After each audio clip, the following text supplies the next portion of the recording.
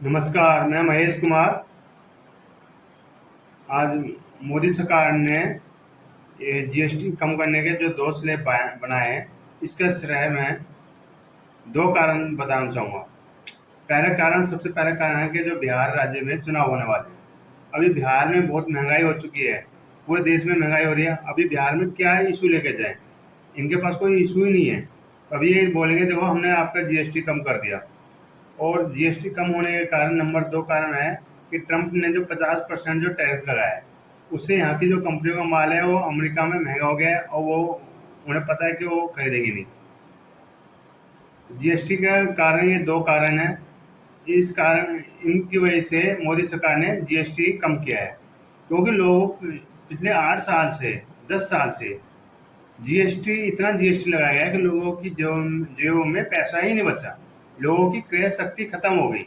जो आज से 10 साल 15 साल पहले लोगों की परचेजिंग पावर थी, वो आज भारत की जो मिडिल क्लास है, मिडिल वर्ग है, वो खत्म हो चुका है।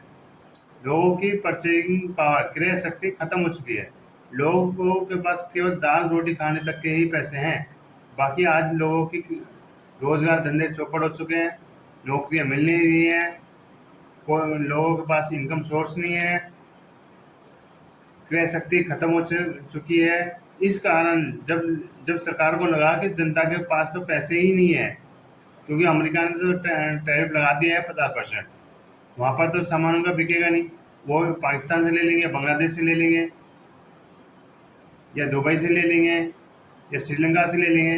लेकिन भारत की चीज़ वहाँ पे नहीं चल पाएगी, क्योंकि 50% टैरिफ लगाने के कारण बहुत सारे रेट बढ़ जाएंगे और लाखों लोग और बेरोजगार हो जाएंगे। अब सरकार ने क्रय शक्ति बढ़ाने के लिए और बिहार चुनाव के कारण ही जीएसटी कम क्यों की, क्योंकि बिहार में इलेक्शन आ रहे हैं। बिहार में अब इनके पास इशू है नहीं। बिहार के चुनाव के कारण और ट्रंप ने जो जीएसटी 50% टैरिफ लगाया है, उसकी वजह से इन्होंने जीएसटी को कम करना पड़ा।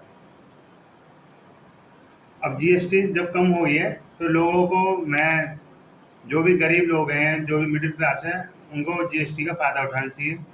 जीएसटी में जो सबसे बड़ी मेन चीज़ है वो है मेडिकल हेल्थ पॉलिसी पर जीएसटी न लगना। जो कोई काम कर रहे हैं या कुशल हैं या श्रमिक हैं या जिनके पास इंश्योरेंस नहीं है, मैं उनको सलाह देना चाहूँगा कि वो मेडिकल इंश्योरेंस ज़रूर कराएं। चाहे आप किसी भी कंपनी का ले लो, मैं किसी कंपनी का मेडिकल एडवाइज़र नहीं हूँ।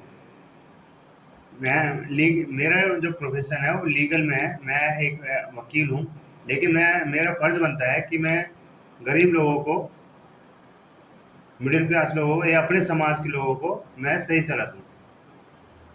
आप सरकारी हॉस्पिटल के भरोसे ना रहें।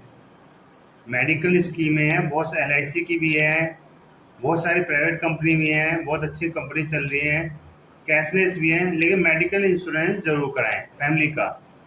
अगर आपके पास मेडिकल इंश्योरेंस होगा तो आप किसी भी हॉस्पिटल में जाकर अपना इलाज फ्री करा सकते हो।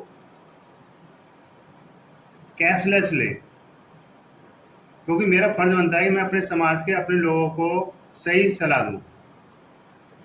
मुझे कोई स्कीम बताने में मुझे कोई फ़ायदा नहीं हो रहा है, मेरी कोई कंपनी नहीं है, मैं किसी कंपनी का एजेंट नहीं हूँ। लेकिन मैं चाहता हूँ कि जो लोग सरकारी हॉस्पिटल में वो भरोसे रहते हैं, उन्हें इलाज नहीं मिल पाता, तो कम से कम आपके पास अगर कैशलेस या पेड वाला इंश्योरेंस, हेल्थ इंश्योरेंस रहेगा तो आप अपने और अपने परिवार का इलाज करा सकोगे। नमो बुद्धाय, जय भीम।